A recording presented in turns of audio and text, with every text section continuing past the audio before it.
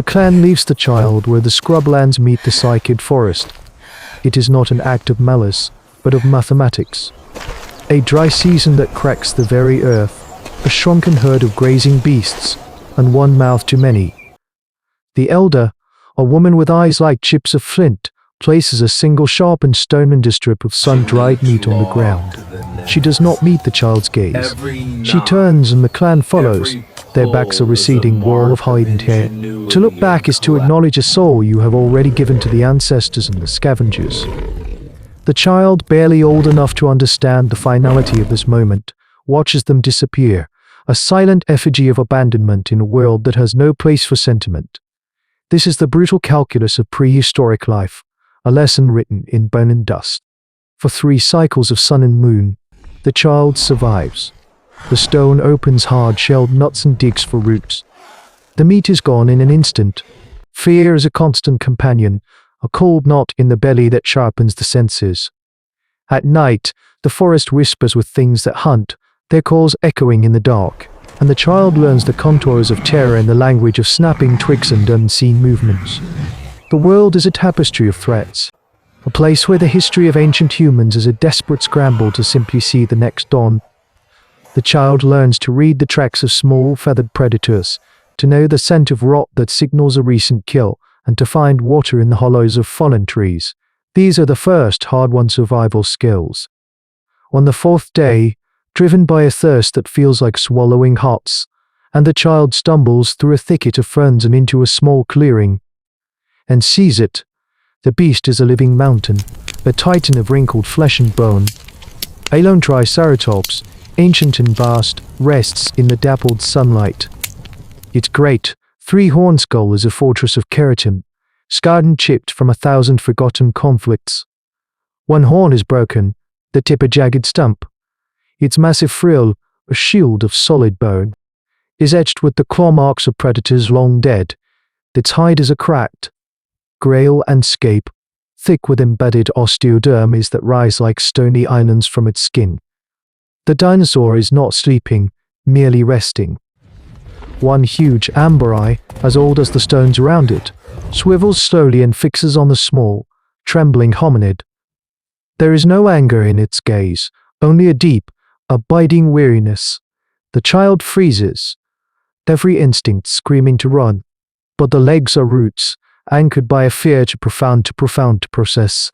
The air grows still, thick with the musky scent of the behemoth. This is a creature from a time before humans, a relic of an older, grander world, and in its presence, the child is nothing. The Triceratops does not move. The child, pinned by the ancient creature's gaze and weakened by thirst, finally succumbs. The world dissolves into a dark, swirling vortex, and the small body crumples to the dusty ground. When awareness returns, it is to the rhythmic, thunderous sound of a colossal heart beating somewhere nearby. The sun is lower, painting the clearing in hues of orange and red. The great dinosaur is still there, now methodically stripping bark from a fallen tree with its powerful keratin-OUS beak. It had not harmed the child. It had not left. It had simply stayed. This simple act of non-aggression is a lifeline. Slowly, painfully, the child rises and finds a puddle of murky water trapped in a rock depression. As the child drinks, the Triceratops watches, its massive head tilted slightly, the amber eye blinking. It is the beginning of an unspoken pact, an alliance between the colossal and the small, the outcast and the forgotten. Their days fall into a rhythm dictated by the dinosaur's needs. The child learns that safety is the shadow cast by the great beast's flank. Predators that would have stalked a lone hominid give the walking fortress a wide berth. The child, in turn, becomes the creature's eyes and ears. With sharper vision and nimble fingers, the child picks blood-sucking ticks from the tough hide around the dinosaur's eyes and ears, spots specks of chattering compsog, thus hiding in the undergrowth, and emits a sharp, high-pitched cry when the distant tremor of a true threat shakes the earth. They communicate not with words, but with a language of gesture and sound, a shared understanding forged in the crucible of mutual survival. The child learns which ferns the Triceratops favors and sleeps, soundly for the first time in weeks, curled in the warm, leathery hollow behind its powerful forelock. This strange, symbiotic life becomes its own form of anthropology, a study of coexistence in a world designed for giants. One afternoon, a new sound carries on the wind from the river valley below, a sound of panic, of screams cut short. From the safety of a high ridge, the child and the old dinosaur look down. The river, the lifeblood of this land, has a new god. It is a Spinosaurus, a monster of impossible scale. Longer than a Tyrannosaurus rex, its crocodilian snout is built for snatching prey from the water, and a magnificent, terrifying sail of skin and bone rises from its back, a crimson banner supported by its elongated neural spine. It moves with an unnatural fluidity between land and water, a true amphibious nightmare. It has claimed the riverbank, the clan's primary fishing and foraging ground. The child watches as a small group of hunters, desperate for water, are scattered by the beast's explosive emergence from the depths. They are trapped.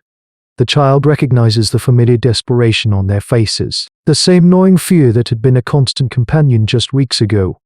The clan that cast the child out is now itself an outcast, exiled from the water by a tyrant they cannot possibly fight. The child feels the echo of the clan's terror in its own bones. The memory of abandonment is a sharp stone, but the sight of their fear, so raw and familiar, overrides it. There is no complex thought, no weighing of justice or revenge. There is only the image of huddled figures and the shadow of the sail-backed killer. A choice is made. The child reaches up and places a small hand on the rough, warm skin of the Triceratops' leg. The old dinosaur stops, its chewing and lowers its massive head, the one good horn glinting in the sun. The amber regards the child, and in that shared gaze, an understanding passes. A new direction is set. The journey back is a slow, earth-shaking procession. The child leads the way, a tiny pilot for a living battering ram, descending from the relative safety of the highlands into the valley of death. They arrive at the edge of the tree line. The Spinosaurus is patrolling the shallows, its long snout dipping into the water, snatching fish with terrifying speed. The clan is trapped against a rock face, their escape route cut off. The child does not hesitate. It lets out a piercing shriek, the same sound it uses to warn its guardian of danger. It is a cry that says threat. The Triceratops responds instantly.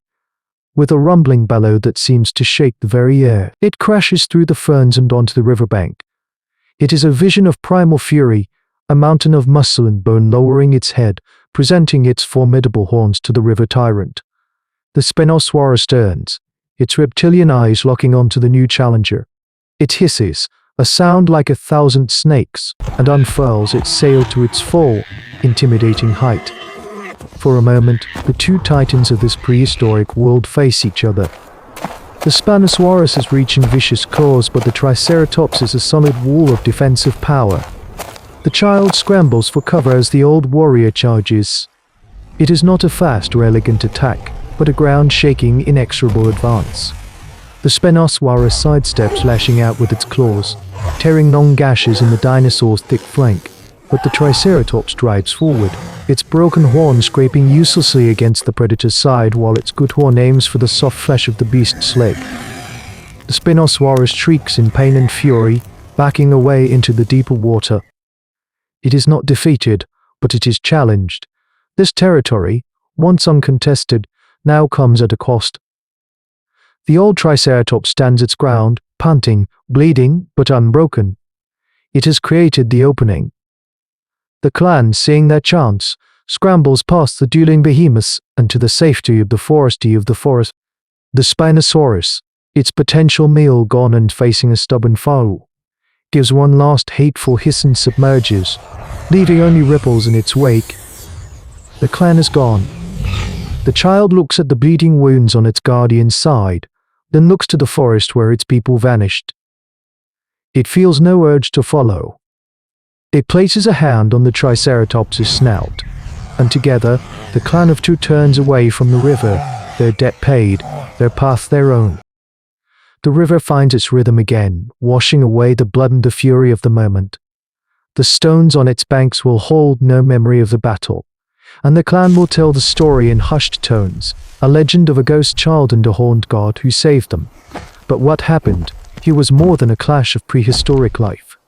It was a tremor in the foundation of what it means to be human. An act of calculated compassion, a strategic alliance that defied the natural order, was born not in the warmth of a communal fire, but in the cold silence of exile. This was a turning point in hominid history, an unwritten chapter where altruism was proven to be not a weakness, but a weapon of unimaginable power. So much of our own story, of our species' improbable ascent from frightened prey to masters of a planet, began not with a sharper spear, but with a choice like this. A choice to repay cruelty with courage, to see beyond the tribe, and to recognize that the deepest bonds are not always forged with your own kind. This has been an alternate prehistory survival chronicle, where the bones of the past tell a story that is still in our blood. In the crushing dark of the deep ocean, something ancient is stirring,